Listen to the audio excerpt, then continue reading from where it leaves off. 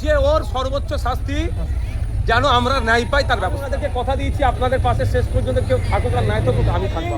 হয় out slogan দিয়েছিল না, সেটার বাস্তবায়ন সূর্যপুরের মাটি থেকেই করতে হবে। মানুষ সরকারকে সাধুবাদ জানাবে এই ধরনের নরখাদকগুলোকে যখন ফাঁসিতে চড়াবে। একটা অংশের গাফলতির খবর পাওয়া যাচ্ছে, সেটা তদন্ত করতে হবে। যারা গাফলতি করেছে তাদের বিরুদ্ধে ব্যবস্থা গ্রহণ করতে হবে সরকারকে, এই দাবি আমরা।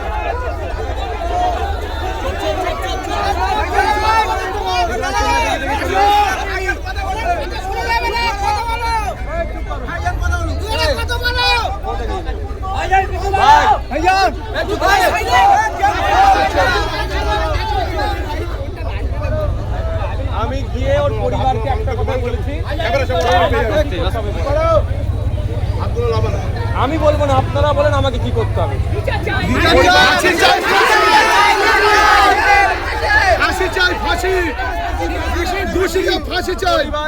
একটা কথাই যে ওর সর্বোচ্চ শাস্তি যেন আমরা ন্যায় পাই তার ব্যবস্থা।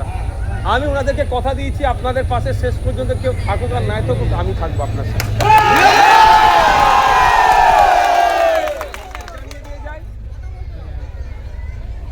বিএনএস নতুন আইনে 12 বছরের নিচে কোনো শিশুর সাথে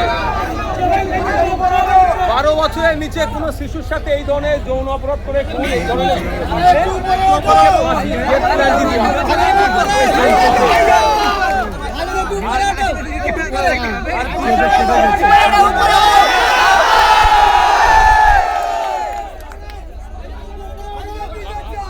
আর দ্বিতীয়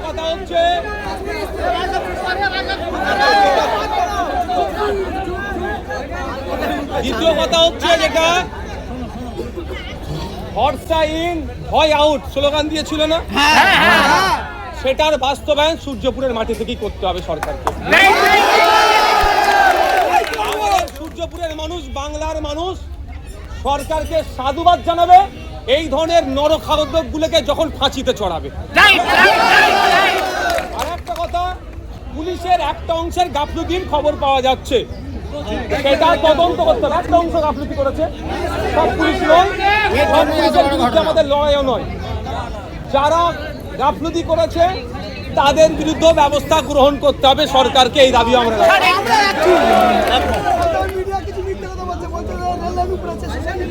এবার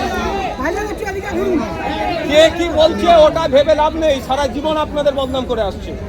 আমি শুধু এতটুকুই বলবো, এতটুকুই মাথায় রাখবেন, আইন আদালত বিচার ব্যবস্থাকে মান্যতা দিয়ে আমরা লড়াই করব।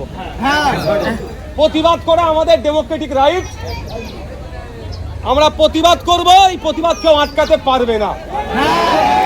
তবে একটু মাথায় রাখবেন, প্রতিবাদটাও যেন আইনের গণ্ডির মধ্যে থেকে হয়। আপনারা দেখেছিলেন আমি তপসিয়ায় গিয়েছিলাম, তপসিয়ায় নাকি ইল্লিগাল বাড়ি হয়েছে, সেটাকে ভাঙছে। আমার বক্তব্য, ইল্লিগাল বাড়ি হলে ভাঙবেন, কিন্তু লিগাল তরিকাতে ভাঙুন। আপনি ইল্লিগাল তরিকাতে কেন ভাঙছেন? তো আমি এখানেও আপনাদের বলবো, যে নরখাদকগুলো আছে তাদের বিরুদ্ধে লড়াই সংগ্রাম জারি থাকবে, এটুকু মাথায় রাখবেন।